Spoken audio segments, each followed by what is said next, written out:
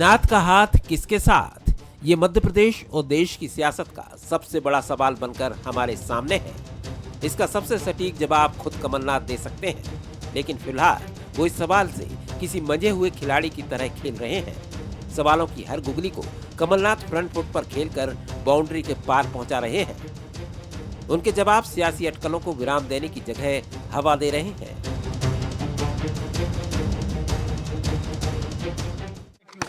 क्या BJP join कर रहे हैं सर? अगर ऐसी कोई बात होगी, सबसे पहले मैं आप लोगों को ही कहूंगा। आदि आप इनकार नहीं कर रहे सर, आप इनकार नहीं कर रहे। मैं तो कह रहा हूँ, इनकार की बात नहीं है। जी जी, ये आप लोग कह रहे हैं जी, आप लोग एक्साइट हो रहे हैं। मैंने कहा मैं तो एक्साइट नहीं हूँ इस तरफ या उस तरफ, पर बात ये है कि अगर ऐसी कोई बात होगी, मैं आप सबको सबसे पहले खबर करूंगा। कमलनाथ को लेकर चल रही अटकलों से कांग्रेसी खेमे में हलचल है।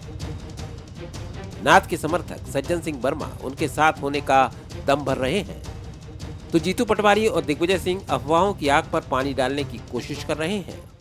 मुझे मॉरली जहाँ हो रहे हैं उनको सपोर्ट करना चाहिए, मॉरल सपोर्ट बिल्कुल मुझे करना चाहिए, उनके साथ रहना चाहिए।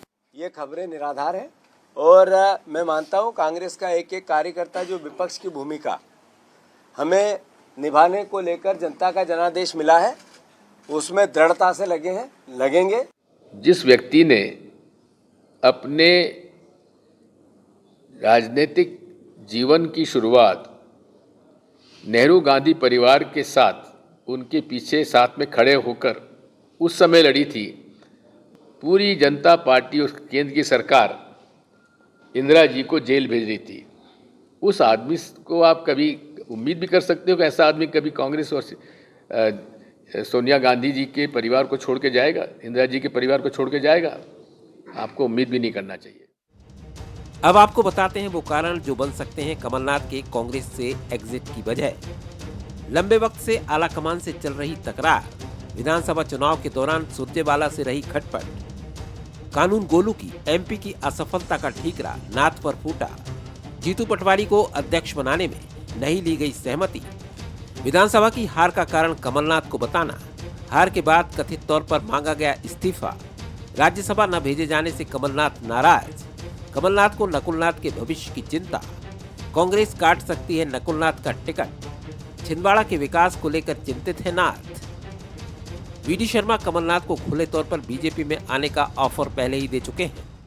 अगर किसी को लगता है कि भारतीय जनता पार्टी के नेतृत्व में उनकी नीतियों पर विश्वास करते हुए हमारे नेतृत्व के ऊपर जिनका विश्वास बनता है, तो ऐसे लोगों के लिए दरवाजे खुले हैं।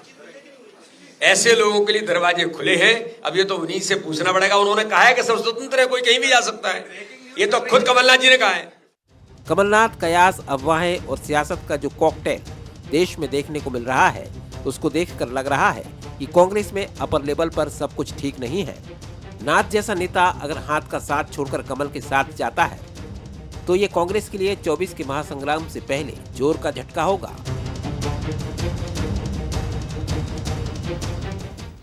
नमस्कार, मैं हूं शरद द्विवेदी और आज का हमारा मुद्दा है नाथ का हाथ किसके साथ। ये $1 मिलियन क्वेश्चन है और जिस तरह का डेवलपमेंट शनिवार को मध्य प्रदेश में छिंदवाड़ा, भोपाल और दिल्ली में रहा, वो कई सवाल खड़े करता है। सवाल इसको लेकर नहीं कि कमलनाथ कहाँ जा रहे हैं, सवाल उससे अधिक महत्वपूर्ण है कि कांग्रेस में ये भगदड़ मची क्यों है। ये कहकर किनारे नहीं हुआ जा सकता कि बीजेपी प्रलोभन देती है, बीजेपी के साथ जुड़ने में फ़ायदा है या बीजेपी आईडी और ईटी का सहारा लेती है। सवाल ये है कि क्या कोई संगठन इतना कागजी हो जाता है कि वहाँ बड़े बड़े नेता जरा सी हवा चली या तेज़ हवा चली तो वो इधर से उधर हो जाते हैं।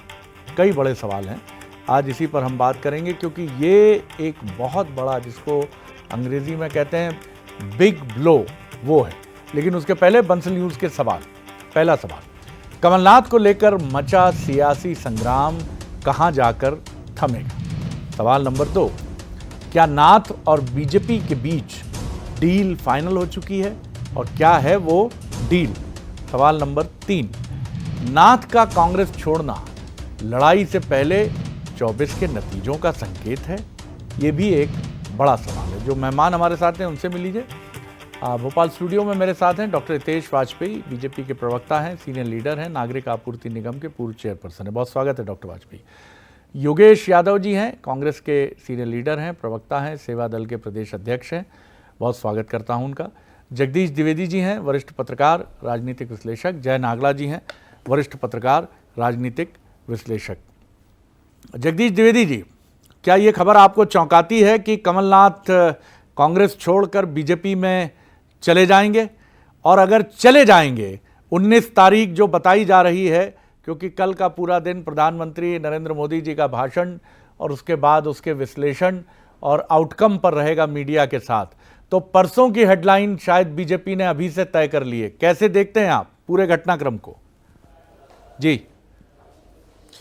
देखिए, मैं अगर जोड़ रहा हूं कि अगर ऐसा होता है तो ये देश में राजनीति की बहुत बड़ी घटना होगी। क्योंकि कमलनाथ का जाना और सिंधिया का जाना, सिंधिया भी गए थे, विधायकों को ले गए थे, उन्होंने मध्य प्रदेश की कांग्रेस का भूगोल बदल दिया था एक जमाने में।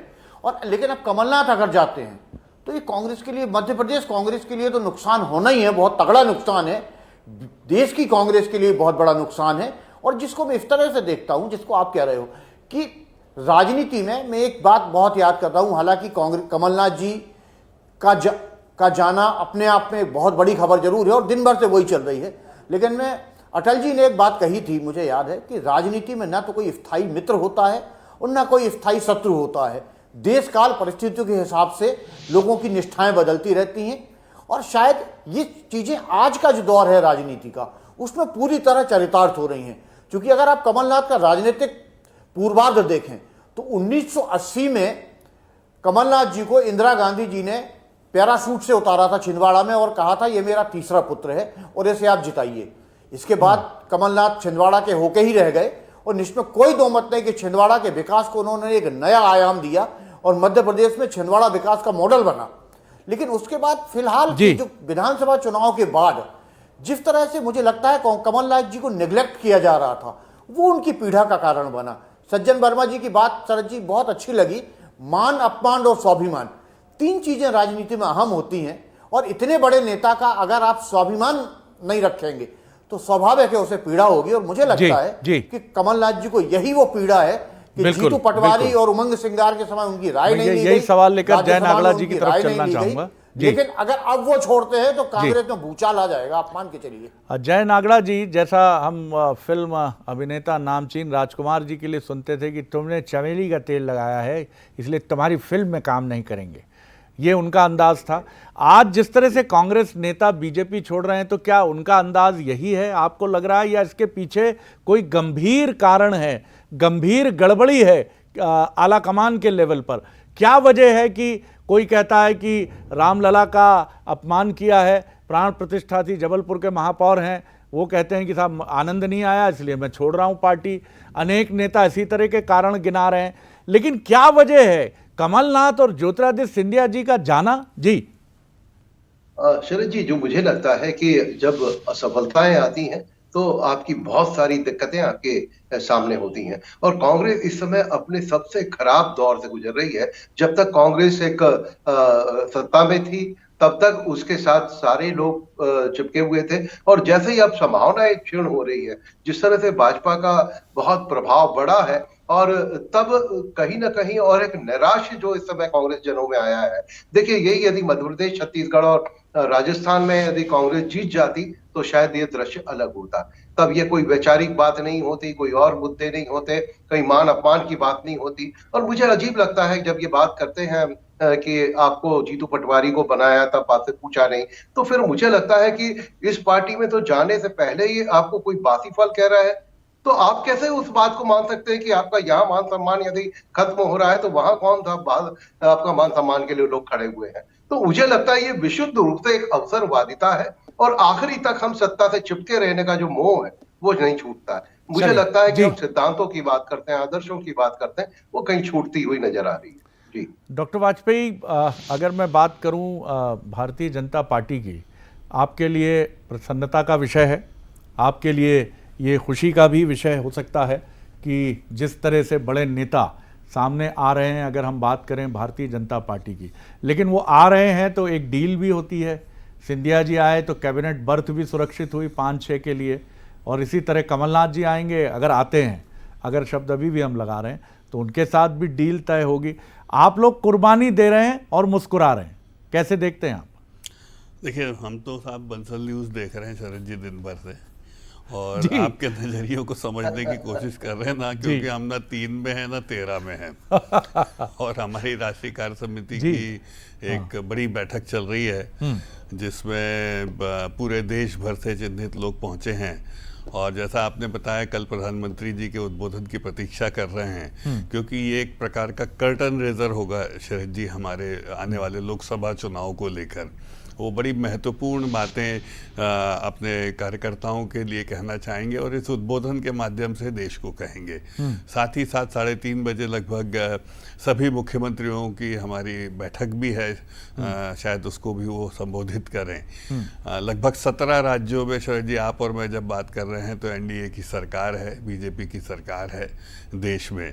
तो नागड़ा साहब थोड़े से मुझे नाराज से दिखे आज, क्योंकि नागड़ा साहब ये जितने सवाल शरद जी ने चलाए हैं ना, ये शरद जी की मैं कह सकता हूँ कारगुजारी है। न कमलनाथ जी ने पूछे, न बीजेपी ने बताया है, न कमलनाथ जी के किसी ने बताया कि मुझसे पूछा नहीं पूछा, इसलिए ये सब हो रहा है। तो ये सब सर आप लोगों का ही छोड़ा हुआ अनुमान है, विश्लेषण है। तो इसीलिए मुझे लगता है बीजेपी में तो आ रहे हैं ना सर? जी, बीजेपी में तो आ रहे हैं ना कमलनाथ जी? सर बीजेपी में तो बहुत सारे लोग आएंगे। मैं आपके चैनल पे कितनी बार ये बात कह चुका हूँ शरद जी, मैं 1 दर्जन नाम आपके तो एक शब्द पे मैं अटका भी था, आपने कहा नकुल नाथ जी इस बार कांग्रेस से सांसद नहीं होंगे छिंदवाड़ा से। सर मैंने नहीं, उन्होंने ही कहा जी कि उन्होंने पार्टी नहीं बताई, और उस पर किसी ने नहीं रोका कि भाई आप पार्टी तो बता दीजिए कहाँ से होंगे। बहरहाल मैं जो आपको कहना चाहता हूँ कि लोकसभा चुनाव आते आते तक आप इवन भागीरथ प्रसाद जी की घटना को नहीं भूले होंगे। जब उनको कांग्रेस ने टिकट भी दे दिया था, लेकिन उन्होंने यथार्थ को कांग्रेस के समझा और सोचिए सही समय पर निर्णय लिया और वो हमारे साथ जुड़े, टिकट के साथ में जुड़े। तो आप ऐसी घटनाएं भी यदि लोकसभा चुनाव तक आते आते बहुत वरिष्ठतम नेताओं के लिए देखें तो कोई बहुत आश्चर्य की बात नहीं होगी। क्योंकि ये बात सही है कि कांग्रेस जो है, नागड़ा साहब आप नाराज मत होइएगा, वैचारिक स्तर पर बैंकरप्सी के दौर से गुजर रही है। आज जब लोकसभा चुनाव को 2 महीने बचे हैं नागड़ा साहब, तो क्या आप कांग्रेस को क्यों वोट देंगे ये बता दीजिए? केवल मोदी जी के विरोध के लिए दे देंगे? एक कारण तो बताइए कि हम ऐसा कर देंगे तो वोट दे देंगे। सुबह से शाम तक उनको गाली देना है, जबकि आप जान रहे हैं पिछले सर 9-10 साल में कितना परिवर्तन देश की परिस्थितियों में हुआ है चुनौतियों के बावजूद। तो मुझे लगता है इसके कुछ नंबर तो मोदी जी को कांग्रेस के राम भक्त भी देते ही हैं। योगेश जी, बार बार वही सवाल, बार बार वही दल बदल की कहानी। आप एक समर्पित कांग्रेस के जुझारू कार्यकर्ता हैं, वरिष्ठ कार्यकर्ता हैं, मन थकता होगा, टूटता होगा, कांग्रेस में संवेदना से भरा है, कथाकार हैं, कविताएं लिखते हैं। आखिर क्या क्या गलत हो रहा है सर, क्या गलत हो रहा है? क्योंकि कहा यह जाता है कि जिम्मेदार तो पार्टी के वरिष्ठ नेता ही होंगे, कहीं ना कहीं क्या रूठों को मनाया नहीं जा सकता है, क्या रोका नहीं जा सकता? ये सवाल सिंधिया जी के समय भी पूछा गया। जी योगेश जी।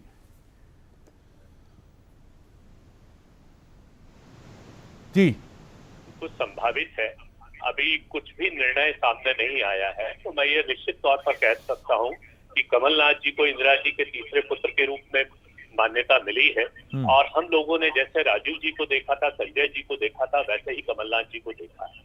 और कमलनाथ जी की संवेदनशीलता से भी मैं परिचित हूँ कि मध्य प्रदेश कांग्रेस कमेटी में उन्होंने संजय गांधी जी से जो दोस्ती निभाई, तो जो हमारे वहां पर फ्लैग्स लगे हुए थे उसमें संजय जी का चित्र था, तो कहीं ना कहीं से मानवीय संवेदनाओं को और गांधी और इंदिरा परिवार के प्रति वो संवेदनशील है।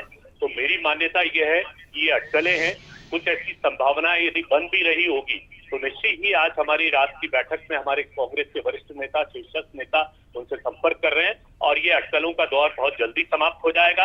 और मैं निश्चित ही तौर पर कह सकता हूं कि कमलनाथ जी को जैसा कहा गया था, हमने ही कहा, आप सभी ने कहा कि कमलनाथ जी दिग्विजय सिंह जी ये पार्टी के स्तंभ है, तो स्तंभ के रूप में ही कार्य करेंगे और मैं इस संभावना का भी पूरी तरह से खंडन करता हूँ। लेकिन आपके सारे बड़े नेताओं के ट्विटर हैंडल खामोश हैं, किसी नेता का ये बयान नहीं आया है, चाहे वो वेणुगोपाल हों या खुद राहुल गांधी जी हों, कि हम कमलनाथ जी से बात करेंगे, या ये कह दें वो कि ये सब अटकलें हैं? कमलनाथ जी को भी आपने सुना, उन्होंने कहा कि एक्साइटेड आप हैं, मैं अभी ना इधर हूं ना उधर हूं, यानी मैं न्यूट्रल एंटिटी हूं, ना मैं बंधा हूं कांग्रेस से, ना मैं बंधा हूं भारतीय जनता पार्टी से। जी देखिए शरद जी, कहीं भी कमलनाथ जी ने अभी ये स्वीकार नहीं किया है कि वो कांग्रेस को छोड़ रहे हैं, और उसके बाद भी मैं आपके लोकप्रिय चैनल से एक मार्मिक अपील करना चाहता हूं कि यदि कोई ऐसी संभावनाएं बनती है तो मुझे 1 मिनट का समय जरूर दीजिए आप अपने टीवी चैनल पर।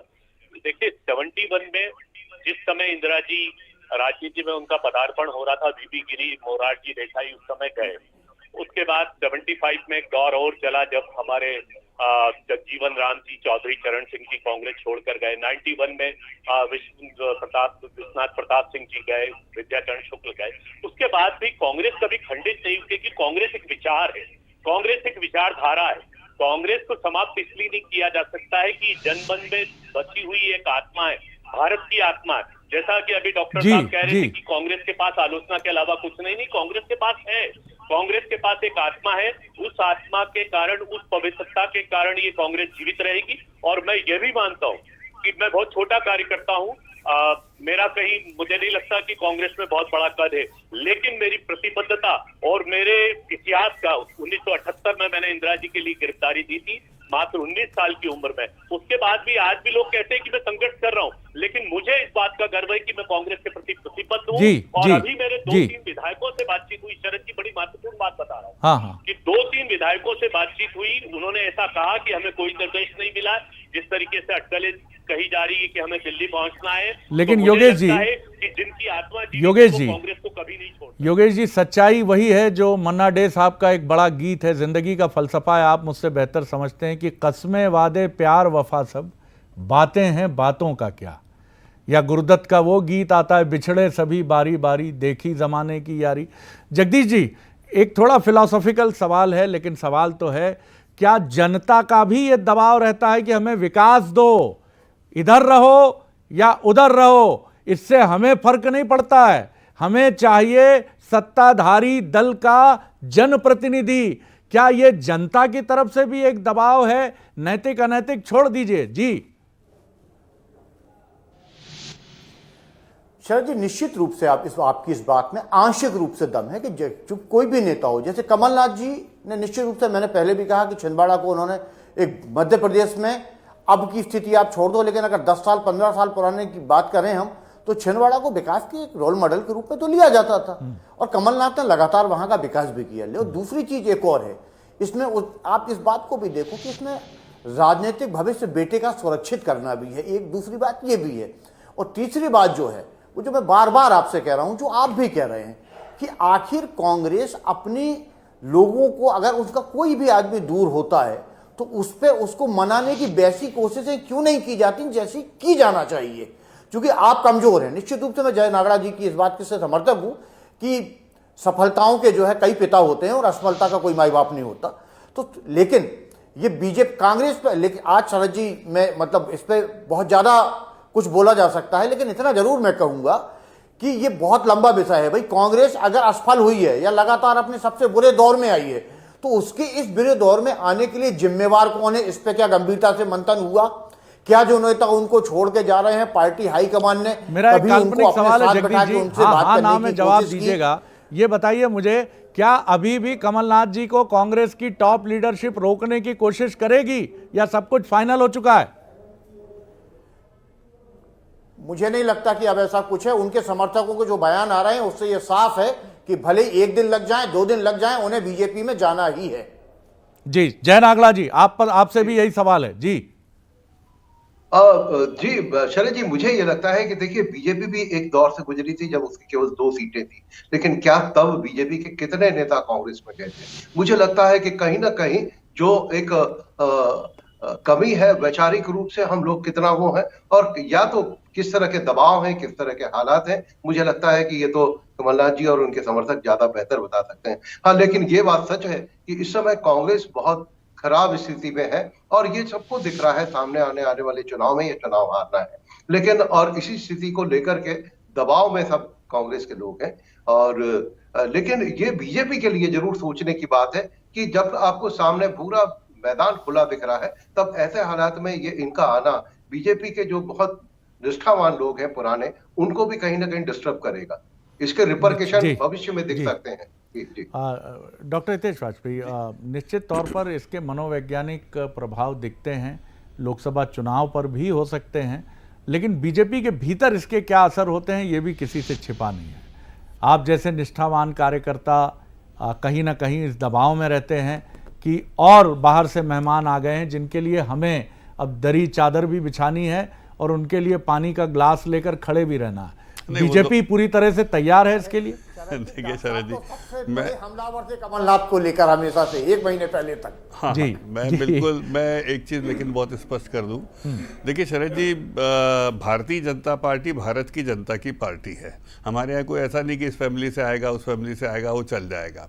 दूसरी चीज साहब, हम तो 2 से चले थे, जैसा नागड़ा साहब ने बताया, हमारा कारवा चलता गया, बनता गया। हम अपने मन में कोई बहुत विद्वेष नहीं रखते हैं।